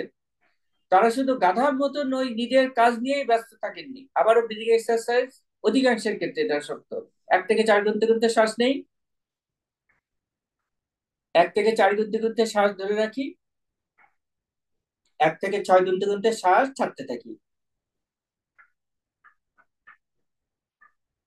আবারও ব্রিদিং এক্সারসাইজ, 1 থেকে 4 গুনতে গুনতে শ্বাস নেই, 1 থেকে 4 গুনতে গুনতে শ্বাস ধরে রাখি, 1 থেকে 6 গুনতে গুনতে শ্বাস ছাড়তে থাকি। তাহলে যখন আমরা শুধু আমাদের কাঙ্ক্ষিত ইনফরমেশন নয়, সাথে অন্যান্য অনেক কিছু, আমি একটা আমার জ্ঞানের জন্য বা আমার নির্দিষ্ট কিছু জানার জন্য বা স্টুডেন্টদের পড়াশোনার জন্য একটা জিনিস খুঁজছেন, তাহলে তাদের মনোযোগ অন্য কিছুতে চলে গেল, একটা গান হোক বা একটা মুভি হোক বা কোনো একটা ইউটিউবের ইন্টারেস্টিং একটা কোনো স্পিচ হোক, কোনো একটা টেড টক হোক, সেই দিকে মনোযোগটা চলে গেল, পডকাস্ট হোক, তো ওইটা ওনারা শোনা শুরু করলেন। আমাদের স্বাভাবিক প্রতিক্রিয়া হচ্ছে আমরা তখন নিজেদেরকে গিল্ট ফিল করি। আমার মনে আছে পরীক্ষার সময় আমি অনেক সময় পরীক্ষার বইয়ের নিচে গল্পের বই লুকিয়ে পড়েছি, অনেকেরই এই অভিজ্ঞতা আছে। তাহলে আমরা ওই যে গোপন ভাবে পড়ছি, একটা উত্তেজনা থাকতো, এবং আমাদের প্যারেন্টসরা যখন আসতেন তখন আবার আমরা লুকিয়ে আবার পড়ার বই সামনে খুলে বসতাম। তাহলে এই যে ব্রেন লার্ন করছে নতুন ইনফরমেশন, ইন্টারেস্টিং ইনফরমেশন আমার পড়ার বইয়ের ফাঁকে ফাঁকে, এইটাতে কিন্তু একটা অ্যাসোসিয়েশন হচ্ছে। পড়ার বই বোরিং, কিন্তু যখন মাঝে মাঝে আমি আবার লুকিয়ে লুকিয়ে একটা গল্পের বই পড়ছি, তখন ব্রেইন একটা আনন্দ পাচ্ছে, এবং সে জানছে না যে আমি আবার পরে পরে মিনিটে আমি এটা পড়তে পারবো কিনা, নাকি আমার মা এসে দাঁড়ালে তো আমাকে আবার লুকিয়ে রাখতে হবে। তাহলে যে অনিশ্চয়তা, এইটা কিন্তু কিউরিওসিটি কে আরো বেশি পরিমাণ বাড়িয়ে দেয় এবং তার ব্রেন ফাংশনালিটিকে বাড়িয়ে দেয়, ক্রিয়েটিভিটিকে বাড়িয়ে দেয়, যেটা আমি এতক্ষণ আলোচনা করেছি। তাহলে যখন অন্যান্য ইনফরমেশন আসবে, মজার ইনফরমেশনের দিকে ব্রেন যাবে, তখন ওই যে সে আবার যে বোরিং যে টাস্ক, সেই টাস্কের ভিতরেও সে মজাটা চলে আসবে। কারণ ব্রেন ওই যে এমন ভাবে আমাদের ব্রেন তৈরি, যে আমি যদি মাকড়সার ভয় ভীত থাকি এবং আমি যদি আমাকে যদি এরকম ভাবে ট্রেনিং দেওয়া হয় যে আমি রিল্যাক্স থাকবো, আস্তে আস্তে মাকড়সা কল্পনা করবো, আস্তে আস্তে মাকড়সা দেখবো, মাকড়সা স্পর্শ করব ব্রিদিং এক্সারসাইজ করতে করতে, তাহলে কিন্তু আবার ব্রেন লার্ন করবে যে রিল্যাক্স থাকা অবস্থাতেও তো মাকড়সা দেখা যায়, তখন ওই মাকড়সা ভয়টা আপনা আপনি কেটে যায়।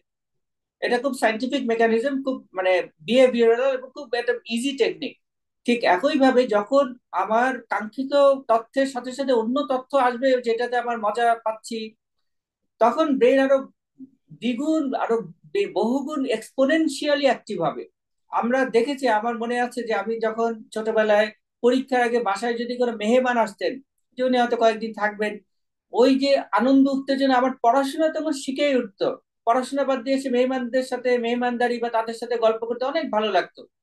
কিন্তু দেখা গেছে যে ওই পরীক্ষাগুলি অনেক সুন্দরভাবে সম্পন্ন হতো এবং ওটাতে ভালো মার্কস আসতো, কারণ ওই যে মন আনন্দিত এবং ওই যে ব্রেন হাইপার, তার অ্যাওয়ারনেস এবং যে তার ক্রিয়েটিভিটির কারণে ওই যে পড়াশোনা অল্প সময় দিলেও সে সেটাকে গ্রাস্প করতে পেরেছে, সে সেটাকে অ্যাবজর্ব করতে পেরেছে। আবারও ব্রিদিং এক্সারসাইজ, 1 থেকে 4 গুনতে করতে শ্বাস নেই, 1 থেকে 4 গুনতে করতে শ্বাস ধরে রাখি, আবার 1 থেকে 6 গুনতে গুনতে ধীরে ধীরে শ্বাস ছাড়তে থাকি। এই মেডিটেশন চলতে চলতে অন্যদের ভিতরে আমি জানি আপনাদের অনেকের মধ্যে অনেক চিন্তা ভাবনা খেলা করেছে, প্রত্যেকের ব্যক্তিগত জীবন, পারিবারিক জীবনের অনেক ঘটনা, অনেক কাহিনী, বা কারো অনেকের ভিতরে অনেক কিছু নিয়ে অনেকে ওরিড, চিন্তিত। ইস, আমার হয়তো কোনো সন্তানকে নিয়ে অথবা কোনো কিছু নিয়ে, বা তার অফিসের কোনো ব্যাপার নিয়ে, ব্যবসার ব্যাপার নিয়ে, যে কোনো কিছু নিয়ে, স্বাস্থ্যগত কোনো ব্যাপার নিয়ে, আত্মীয় স্বজন নিয়ে অনেকের ভিতরে চিন্তা কাজ করছে। এই চিন্তাগুলিও কিন্তু কিছুই নেগেটিভ না। আমরা যে মেডিটেশনে যেটা আমরা আলোচনা করেছি, যে চিন্তা ভাবনা যেটাই আসে সেটাকে এন্টারটেইন করতে হবে, ওদেরকে আদর করে ডেকে নিতে হবে। আমার সন্তান যদি স্কুল থেকে বাসায় ফিরে, তাকে যেমন আমি আদর করে বাসায় নিয়ে আসি, আমাদের যারা স্ত্রী, তাদের হাজবেন্ডরা বাসায় যখন ফিরে, তারা যেমন তাদেরকে আদর করে আস নিয়ে আসেন, বসতে দেন, বা বাসায় একজন মেহমান আসলে আমরা যেরকম আনন্দিত হই, আমাদের সকল চিন্তারই একই রকম অধিকার আছে, কারণ ওরা আমার ব্রেনেই তৈরি হচ্ছে। আমাদের কাছ থেকে এই ভালো ব্যবহারটুকু পাওয়ার, তাদেরকে এন্টারটেন করা, সেটা যাই হোক না কেন, আমি যখন এন্টারটেন করব তখন তাদের ভিতরে এমন একটা অনুভূতি হবে যেটাকে তারা কখনো পায়নি। তারা সবসময় হয়তো আমরা তাদেরকে দূর দূর করে এসেছি, কোনো একটা নেগেটিভ থট, বা আমি এখন এইটা চিন্তা করবো, এর ভিতরে কেন আমার ওই চিন্তাটা আসলো। কিন্তু যখনই আমি যে কোনো চিন্তাটাকে সমানভাবে বুকে জড়িয়ে ধরবো, আপন করে দিব, তখন সেটা আমার ভিতরে অ্যাবজর্ব হয়ে যাবে, আমার সত্তার সাথে বিলীন হয়ে যাবে। আবারও ব্রিদিং এক্সারসাইজ, 1 থেকে 4 গুনতে গুনতে শ্বাস নেই, 1 থেকে 4 গুনতে গুনতে শ্বাস ধরে রাখি, 1 থেকে 6 গুনতে গুনতে শ্বাস ছাড়তে থাকি। আমরা আরেকবার ব্রিদিং এক্সারসাইজ করব, তারপরে আমরা চোখ মেলে তাকাবো। 1 থেকে 4 গুনতে গুনতে শ্বাস নেই, 1 থেকে 4 গুনতে গুনতে শ্বাস ধরে রাখি, 1 থেকে 6 গুনতে গুনতে শ্বাস ছাড়তে থাকি নাক দিয়ে। এখন আমরা চোখ মেলে তাকাতে পারি। তা আমরা যারা সাধারণত মেডিটেশনে যারা করি, যারা আজকে ফেসবুক লাইভে, এটাই প্রথম ফেসবুক লাইভ, তো যারা এই মেডিটেশনে অংশগ্রহণ করেছেন বা ভবিষ্যতেও করছেন, তারা, আমি জানি যে যে অবস্থায় থাকুক না কেন, তাদের ভিতরে কিন্তু একটা এই মুহূর্তে অনাবিল প্রশান্তি অনুভব করছেন তারা। হ্যাঁ জি, প্লিজ। আচ্ছা, তা একটা প্রশান্তি অনুভব করছি আমরা। তাহলে এই প্রশান্তির কারণ হচ্ছে এটাই যে মেডিটেশনে যেটা বললাম, যে গ্রুপ মেডিটেশনে বিশেষ করে আমাদের ব্রেইন সিনক্রোনাইজড হয়, ব্রেইন ওয়েভ। আমাদের ব্রেইন ওয়েভের একটা বৈশিষ্ট্য হচ্ছে যে এক জায়গায় একটা ওয়েভ তৈরি হলে সে চারিদিকের অন্যান্য ওয়েভকে প্রভাবিত করে শুধু এক, এবং একজনের ব্রেন ওয়েভ আরেকজনকে প্রভাবিত করে। এবং আমি যেটা দেখেছি যে এটা যে শুধুমাত্র ফিজিক্যালি সামনাসামনি থাকলে হয় তা না, দূরে থাকলেও হয়। মনে করেন আপনি আপনার আপনজনের সাথে কথা বলছেন, তাকে দেখছেন, ওই ব্রেন কিন্তু ধরে নেয়। ব্রেন কিন্তু এত চালাক না, ব্রেন হচ্ছে অনেকটা বোকার মতন কাজ করে, সে শুধু অ্যালগোরিদম বুঝে।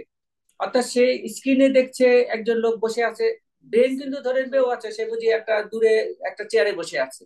কারণ সে দেখছে, আমি দেখছি যে তার চুল দেখা যাচ্ছে বা কান, আমার চুল দেখা যাচ্ছে না, চশমা দেখা যাচ্ছে, কান দেখা যাচ্ছে, জামা দেখা যাচ্ছে, তাহলে ওই লোকটা অ্যাজ ইফ সামনেই আছে।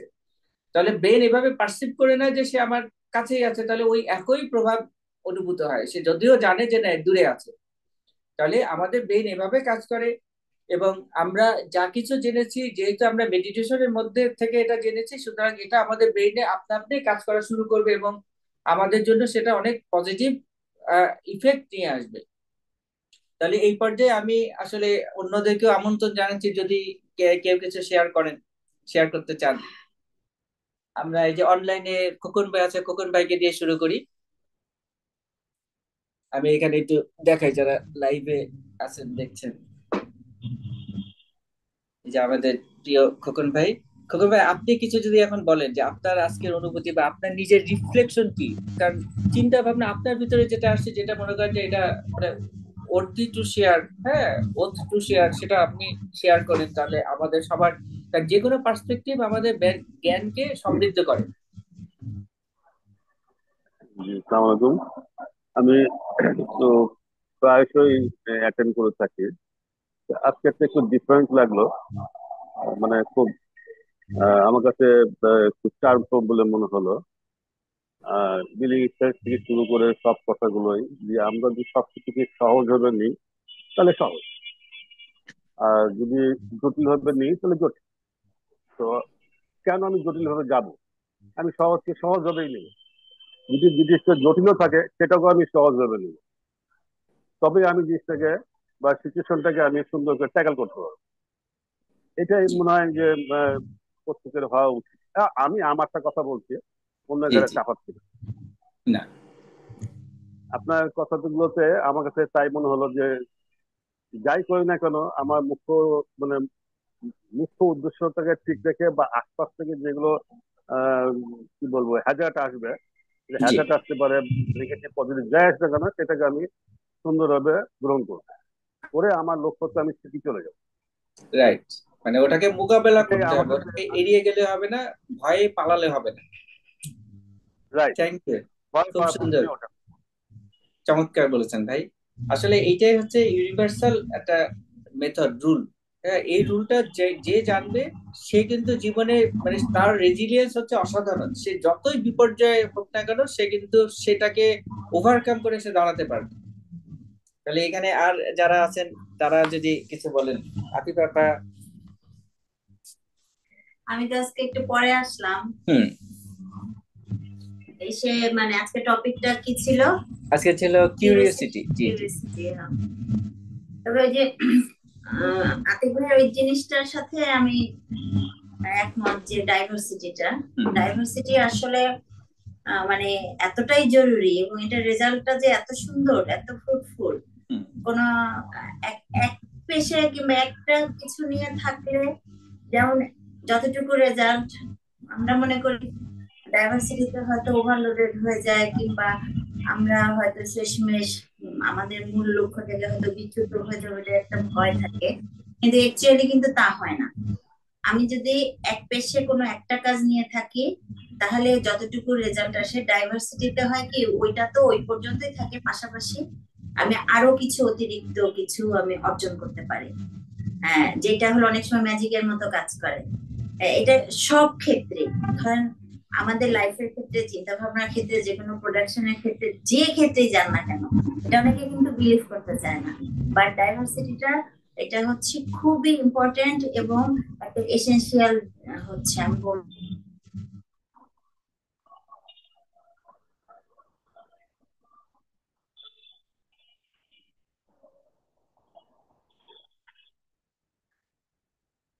সাউন্ড চলে গেছে।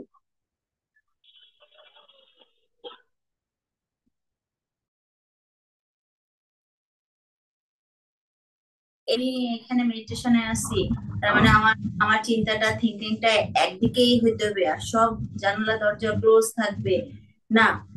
বরঞ্চ ওতে কি হবে যে আমি যে প্রোগ্রামটায় আছি, যে ওয়ার্কশপে আছি, যে কাজেই আছি, সেটা আরো ডিস্টার্ব হবে।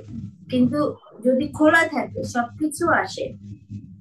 আতিক ভাই যেটা বললো, এটা আমি রিয়েলাইজ করলাম যে অ্যাকচুয়ালি ওইটাই হয়, যে সবকিছু আসলো গেল, আমার অন্য চিন্তা আসলো, আমি এখানে বসে থাকলাম, আসলো কিন্তু আমি বাসায় কি করে আসলাম, কিংবা আমার কোন জরুরি কাজ আছে, আমার এরপরে কি করতে হবে, সব চিন্তায় আসলো। কিন্তু আমি কিন্তু সেশনের সবকিছুই শুনলাম, বুঝলাম, রিয়েলাইজ করলাম।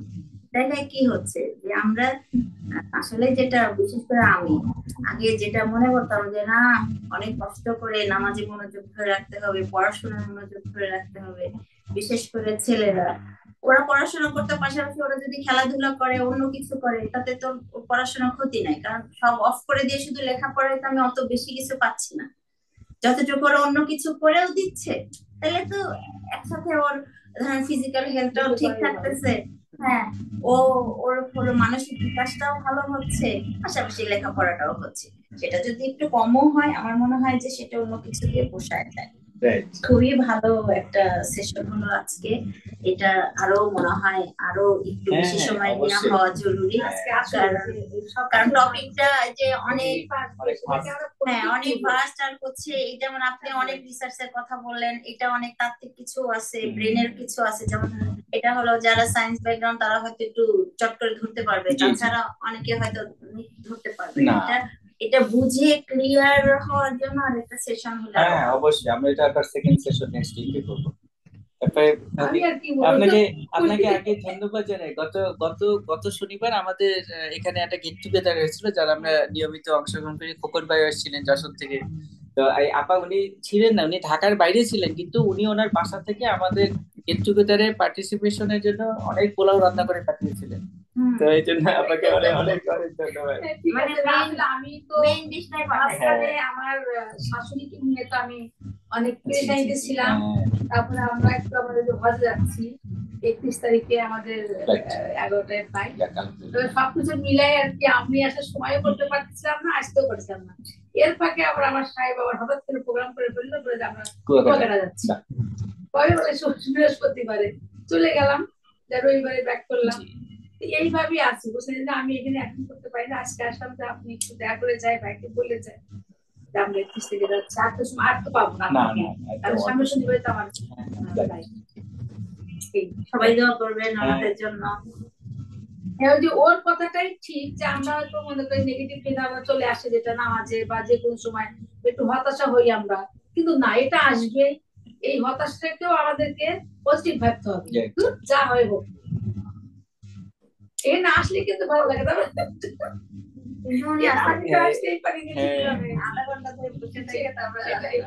অনলাইনে যারা আছে তারাও কিন্তু শুনলেন যে এখানে আসলে সবার ভালো লাগে, সবাইকে আমন্ত্রণ জানাচ্ছি, যাদের ইচ্ছা হবে তারা সরাসরি চলে আসবে, এটা সবার জন্য মুক্ত। না আসলে কিন্তু আসলেও ভালো লাগে বা শুনলে ভালো লাগে, কিন্তু আসলে আমি তো বিভিন্ন ভাবে কি বলবো আর, আমার ছেলে বুঝছেন, ও তো পড়াশোনা করে, এর ফাঁকাফাঁকি কিন্তু একটা ইয়া করে, বিজনেস করে, বুঝছেন কি, বিজনেস করে। তো আমি ওকে কখনোই মানা করি না। বাহ, ভেরি গুড। এবং এটা একটা ইনোভেটিভ ক্রিয়েটিভ বিজনেস। পড়াশোনা বাদ দিয়ে আমি পড়াশোনার পাশাপাশি যদি এটা করে ও যদি পড়াশোনা করে, এক্স্যাক্টলি ইয়া নাই, সমস্যা নাই, ও করুক। কারণ ও তো পুরুষ, ওকে দান করে খেতে হবে, এখন থেকে শিক্ষাবো। জি জি, এইটাও কিন্তু যে আমি যেটা মেডিটেশনে বললাম যে ওভারফিটেড ব্রেইন হাইপোথিসিস, অর্থাৎ সে শুধু পড়াশোনা নিয়ে থাকলে তার যে গ্রোথ হতো, সে যে অন্য কিছুর সাথে ইনভলভ, গ্রোথ আরো বাড়বে।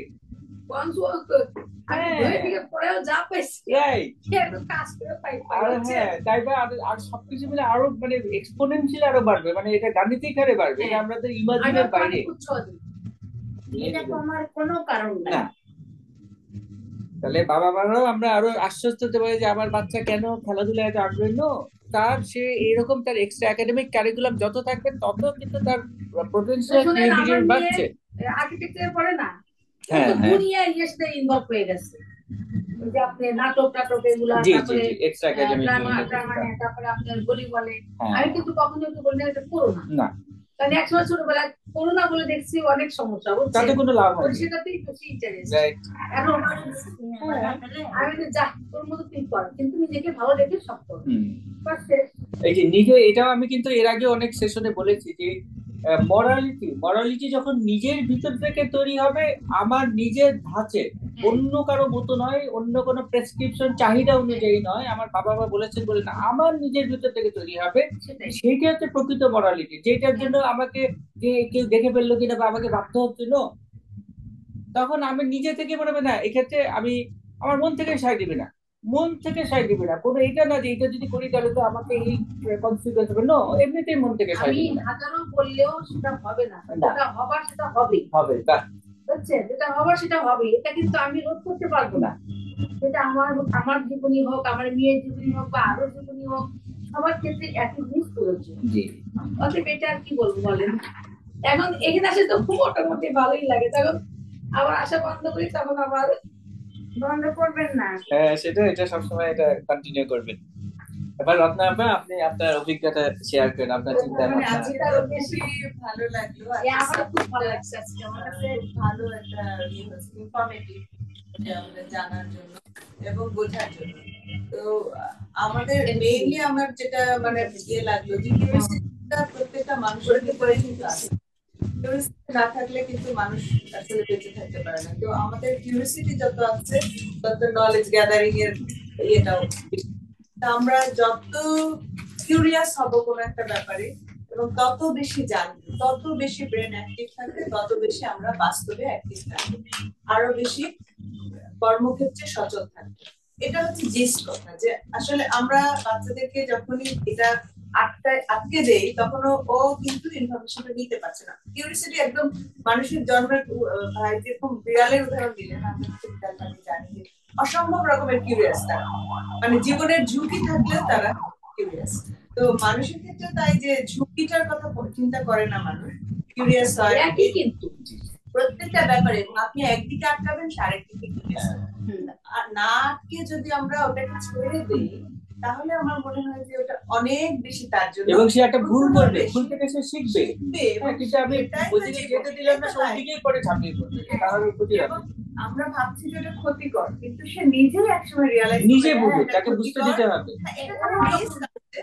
আমরা হয়তো বলবো যে হ্যাঁ এটার জন্য রিস্ক, কিন্তু রিস্ক তো মানুষের লাইফে সবসময় থাকবে, রিস্ক তো কেউ এড়াতে পারবে না, প্রতি মুহূর্তে রিস্ক। তো আমি কেন ওকে আটকাবো? আমার কথা হলো এটা যে আমি কেন ওকে, শুধু না আমি নিজেকেও তাই, আমি নিজেকেও কেন আটকাবো? আমি যদি কোথাও কিউরিয়াস হই, কোনো ইনফরমেশন বা কোনো কিছুর মধ্যে আমি জানতে চাই, ঢুকতে চাই, তাহলে আমার মনে হয় ঢোকা উচিত, জানা উচিত, দেখা উচিত। এবং আমি যদি ওখান থেকে ব্যাক করি ভালো, না ব্যাক করি তাও ভালো, না ব্যাক করি তাও আমার কিউরিয়াসটা তো আমি জানি না, কিউরিওসিটিটা মেটানো উচিত। নিজেকে বাধা কখনোই দেব না। এটা হচ্ছে আমার থিওরি হচ্ছে এটা ব্যক্তিগতভাবে, যে আমি কোনো বাধার মধ্যে থাকবো না। যদি বাধা কোনো জায়গায় মনে করি, সেটা আমি নিজে মনে করবো যে হ্যাঁ ঠিক আছে, এটা হয়তো বা ভালো না, তাহলে আমি ব্যাক করি। কিন্তু আমি আগেই কারো কাছ থেকে শুনে বাধাপ্রাপ্ত হয়ে ওখান থেকে ব্যাক করবো না। এটা আমার থিওরি, অন্যের সাথে নাও মিলতে পারে, কিন্তু ইনফরমেটিভ মানুষই হচ্ছে এরকম যে তার ব্রেন সবসময়, তার মন সবসময় জানতে চায়, দেখতে চায়, বুঝতে চায় যে কোনো একটা বিষয়, যে কোনো ব্যাপারে।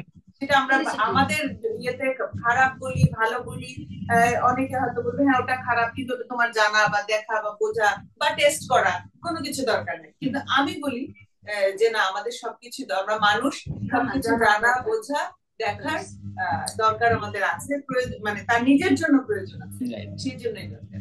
বাধাটা স্পৃহাটা বাড়ায় 3 গুণ।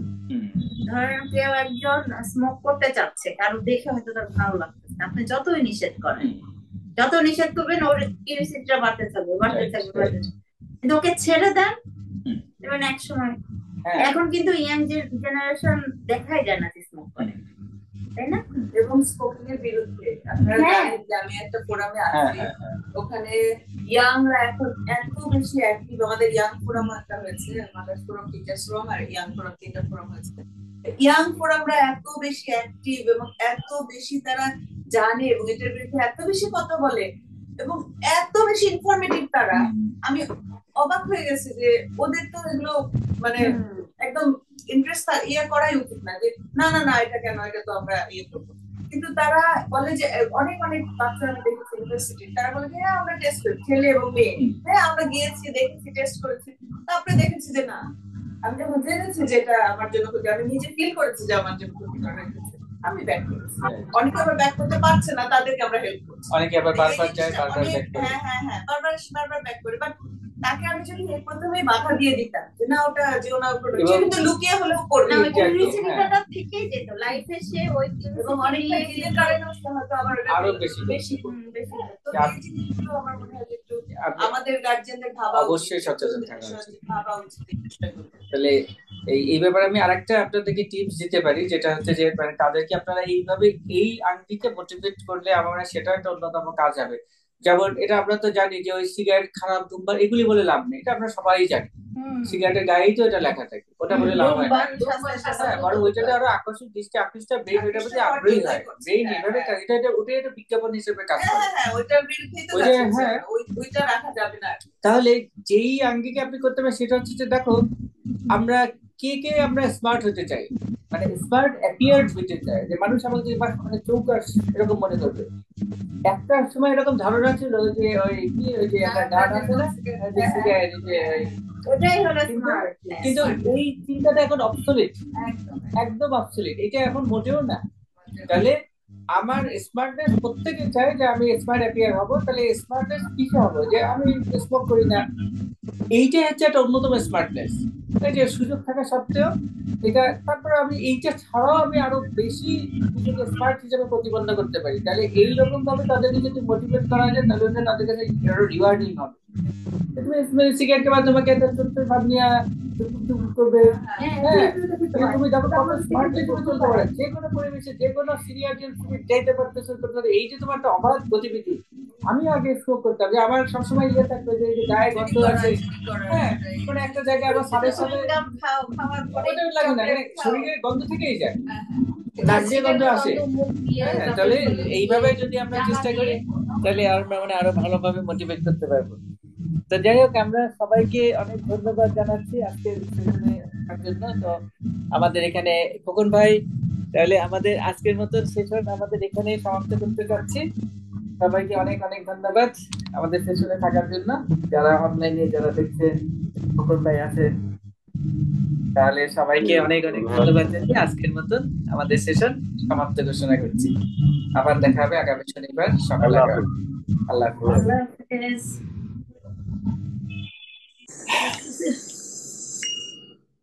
লাইভে ছিল।